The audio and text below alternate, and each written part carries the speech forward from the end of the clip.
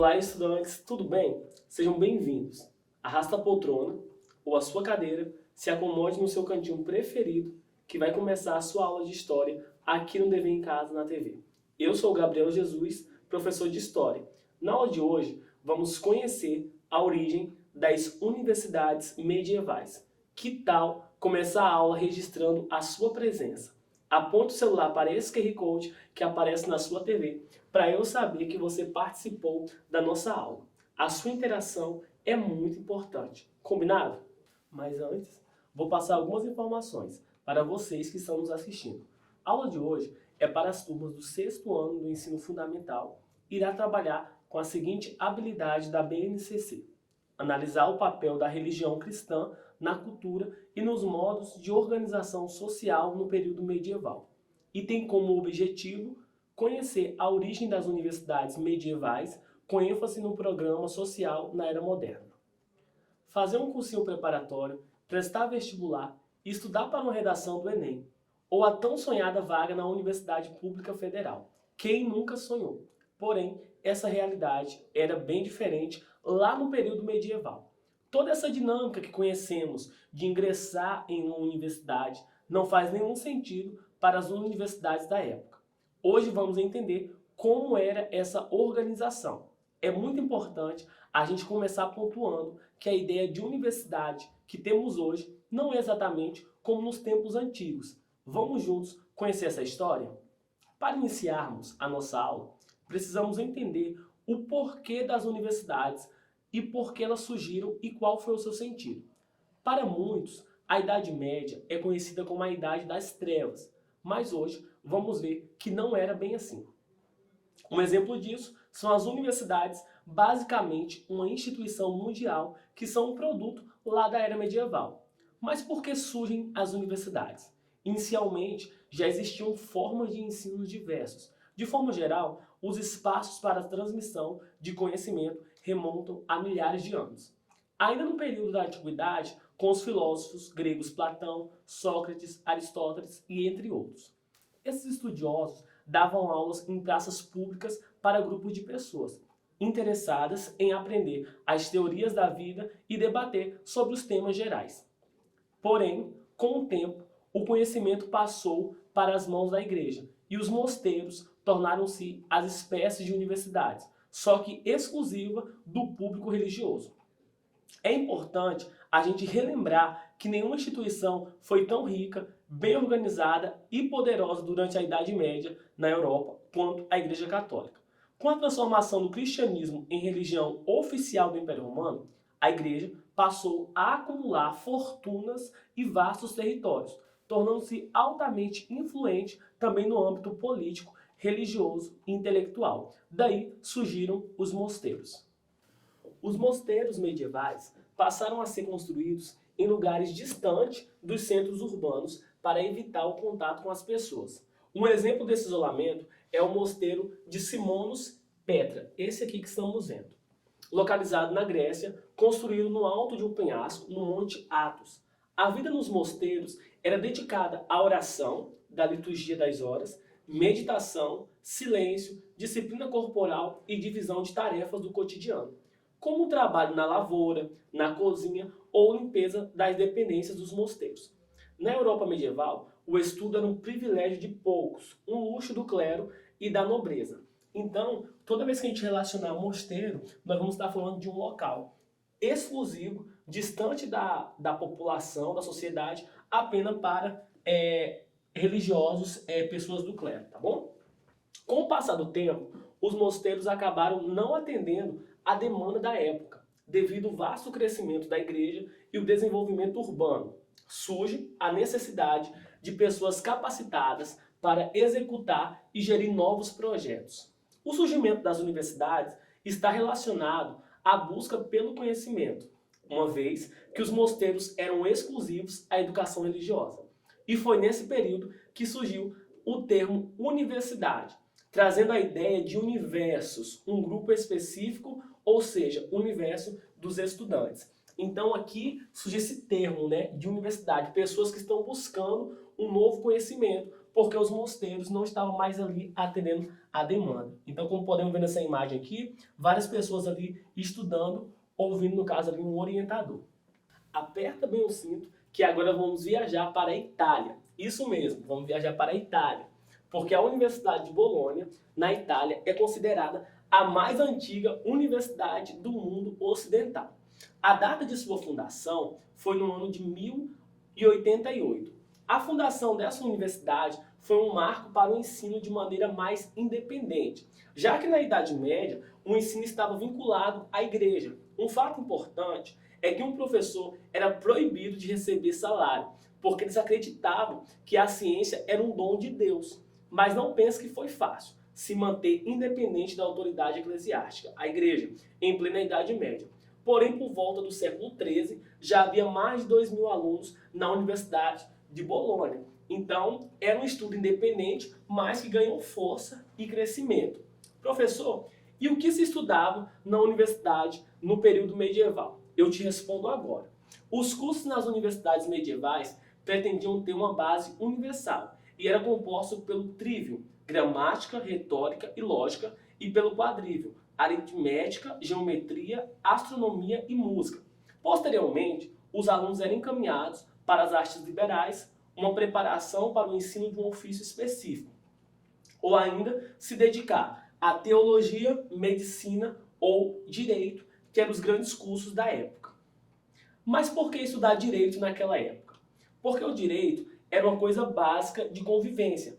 Quanto mais complexa uma sociedade, quanto mais complexa as formas de interações sociais, maior a exigência de entender o direito de cada cidadão. Então, o direito foi uma formação muito prestigiada nesse período e uma das mais lucrativas das universidades medievais. Tinha também o curso de medicina, que desde sempre foi uma ciência muito valorizada. Por volta do século XII, havia escolas médicas em toda a Europa. A mais famosa era a escola de Salerno, no sul da Itália, supostamente fundada por um cristão, um árabe e um judeu. Um spa de saúde do século II. Salerno era surpreendentemente livre de controle clerical da igreja, embora ficasse muito perto do famoso e muito poderoso mosteiro do Monte Cassino.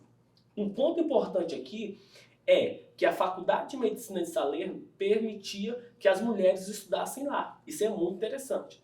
A exemplo do que era estudado nas universidades e escolas de medicina, podemos ver plantas medicinais em livros na primeira imagem.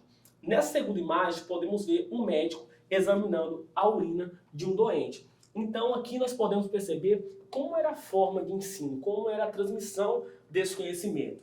Olha só, podemos ver aqui folhas medicinais, né? Plantas medicinais que eles transmitiam a cura de algumas doenças, elas estão aqui fixadas nesses livros, porque era aqui que eles transmitiam o conhecimento, era aqui que eles estudavam.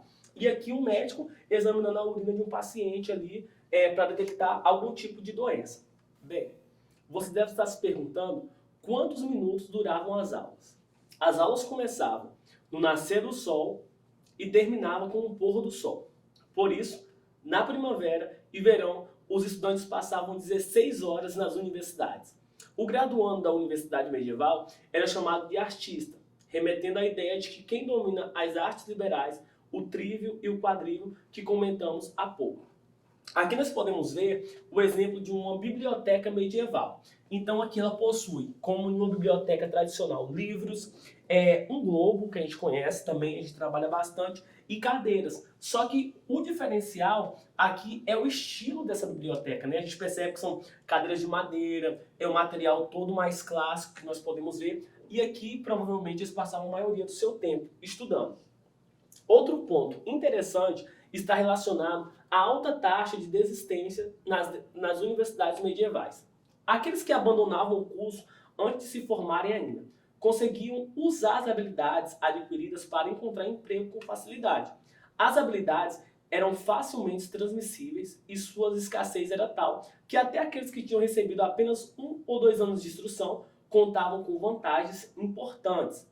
Podiam fazer parte das aulas de professores e tutores, escribas e registradores exigidos pela sociedade medieval. Então, existe uma alta taxa de desistência devido à demanda, devido à distância das universidades, devido ao alto custo. Então existia ali todo um parâmetro para a pessoa começar e concluir o seu curso. As universidades serviram ainda como um campo de conquista do conhecimento da burguesia que vinha se fortalecendo. Os conhecimentos ensinados nestes locais eram de suma importância para o desenvolvimento das atividades econômicas burguesas. O que levou essa classe social a lutar contra o monopólio do conhecimento detido pela igreja. Monopólio é quando o indivíduo ou grupo torna-se o único possuidor de determinado produto. Então aqui vai entrar uma nova classe lutando, né, por esse conhecimento das universidades, que é a classe dos burgueses. Porque o conhecimento que eles estão aprendendo nas universidades, né, esse conhecimento transmitido, vai chamar a atenção dos burgueses para agrariarem mais recursos para eles. Toda a educação da época era ordenada pela igreja.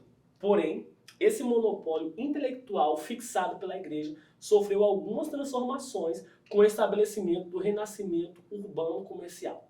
Diversos agentes sociais reivindicaram o conhecimento que só eram possíveis com o domínio da leitura e da escrita. Paralelamente, a burguesia também fazia semelhante reivindicação com o intuito de calcular seus lucros, elaborar contratos e redigir letras de câmbio. Observe que a classe dos burgueses, aquelas que tinham poder e recursos, vão enxergar nesse contexto uma nova oportunidade de lucros. Então, quem são os burgueses? Os burgueses são pessoas que tinham recurso. Era a classe social mais próspera da época. Então, tudo que vai gerar recurso, tudo que vai gerar um retorno para eles, a gente vai ver os burgueses envolvidos. O sistema de avaliação era realizado através de exercícios orais utilizados pelas universidades medievais. Na Idade Média, as universidades tinham como objetivo principal a formação de professores. Os alunos que completavam o bacharelado precisavam ser aprovados em um exame para poder ensinar, e os mestres só recebiam o título de doutor se lessem publicamente. O livro das sentenças de Pedro Lombardo, ou posteriormente se defendesse tese. Pedro Lombardo foi um filósofo nascido no norte da Itália. A avaliação começa a assumir uma forma mais estruturada apenas depois do século XVIII, onde começaram a serem formadas as primeiras escolas modernas. Os livros passaram a serem acessíveis a todos e criaram-se as bibliotecas. Então aqui nós temos essa imagem onde mostra aqui um pouco da realidade do filósofo Pedro Lombardo, e aqui o livro de avaliação oral. Então não era uma prova discursiva, né, ou de múltipla escolha. Eles tinham que ler, né, em público para ganhar o título de doutor. Então as coisas foram mudando ao longo do tempo. Percebeu como era diferente o educar na Idade Média? As mudanças foram bem-vindas ao longo do tempo. A educação, que primeiro era controlada pela igreja, passou ao monopólio dos burgueses. Assim, só frequentavam as universidades pessoas ricas. Essa realidade mudou ao longo dos séculos, da Idade Média para a Idade Contemporânea, nos anos 2000. Então, aqui nós vamos perceber 3 palavras-chave: monopólio, exclusividade e controle. Então, essas mudanças que foram acontecendo na educação, elas são bem-vindas ao longo do tempo. Em 2004, foi criado o ProUni, Programa Universidade para Todos. Isso mesmo, aquela educação restrita a uma classe social que vimos lá na Idade Média, aqui nos anos 2000, ganha uma nova identidade com a inclusão de pessoas de classe baixa e grupos de minoria, como as mulheres. O ProUni é um programa do governo federal que tem como objetivo democratizar o acesso aos cursos de nível superior do país, por meio de concessão de bolsas de estudo integrais ou parciais em instituições de ensino superior privadas. O ProUni abriu várias oportunidades de histórias incríveis como essa que vamos conhecer agora. Vamos juntos conhecer a história da vida real. Thaís acompanhou a rotina de sua mãe e ficou encantada como a sua mãe ajudava as pessoas.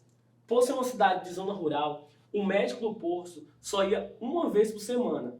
Na ausência do médico, as pessoas procuravam Dona Glória, a mãe de Thaís, para se consultar. Porém, tinha coisas que só o médico poderia resolver ou receitar.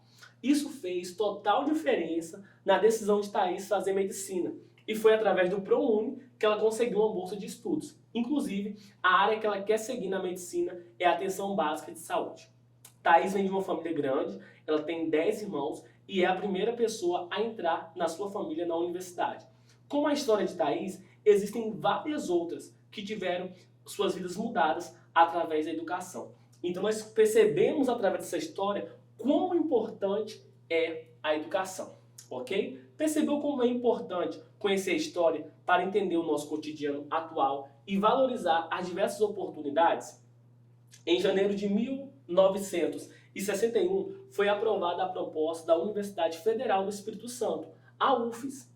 A UFES oferece 100 cursos de graduação presencial, com um total de 4.995 vagas anuais. Na pós-graduação, possui 64 cursos de mestrado e 33 de doutorado. Já deixo aqui um desafio para você começar a escolher o curso dos seus sonhos.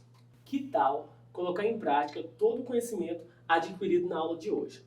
Bem, a nossa atividade hoje, a proposta é de associar as palavras de acordo com as imagens. Então aqui nós temos 3 palavras principais: Bolônia, Itália, burgueses e aulas públicas. E aqui nós temos 3 imagens. A gente vai deixar aqui na tela 15 segundos para você associar corretamente as imagens às palavras. E eu já volto para a gente responder essa atividade, tá bom?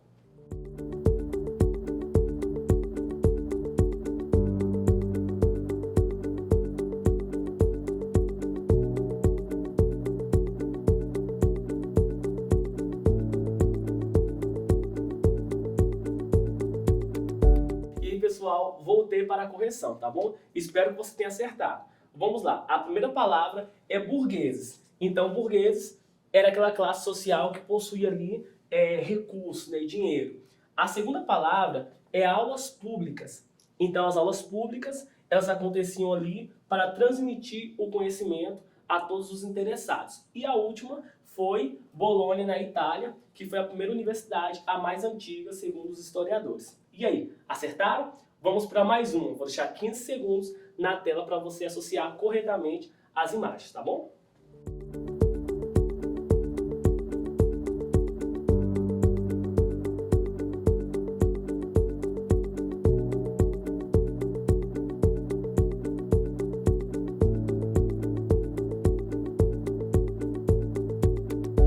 Bem, pessoal, voltamos para a correção da nossa segunda atividade. Eu espero que você tenha acertado todas, tá bom? Então vamos lá para a primeira palavra para associar a imagem. A primeira palavra é Pedro Lombardo. Então tá aqui o nosso filósofo que transmitiu o conhecimento ali na Idade Medieval. A segunda palavra é biblioteca medieval, que está aqui a nossa biblioteca que estudamos, né, que vimos como eles aprendiam, transmitiam o conhecimento. E a última palavra é clero, e corretamente vai estar aqui na última opção, que eram a classe religiosa ali da época, tá bom? Bem, estamos chegando ao fim de mais uma aula, mas antes, não se esqueça de registrar a sua presença nessa aula. A sua participação é muito importante. Vamos relembrar o que aprendemos hoje? Começamos falando da origem das universidades. Entendemos o contexto histórico da época e a necessidade de novos aprendizados. Falamos sobre a educação católica e entendemos o cotidiano dos monges nos mosteiros. Aprendemos a rotina de um universitário na Idade Média. Analisamos os interesses burgueses em patentear a educação na época. Vimos as principais formas de avaliação e concluímos conhecendo o programa ProUni e a Universidade Federal do Espírito Santo. Espero que você tenha gostado. Agora é com você. Vou deixar aqui na tela o nosso WhatsApp, porque o Para Casa de hoje é um breve resumo, falando seu nome, a sua idade e qual carreira deseja seguir no futuro. É bem simples. Aponte o celular para esse QR Code e envie a sua atividade. Ou, se preferirem, vocês podem anotar o nosso número, 996610143. Espero que você tenha gostado da aula de hoje. Não esqueça de seguir o Dever em Casa nas redes sociais. Até o próximo encontro e lembre-se, mesmo distante, estamos juntos. Tchau!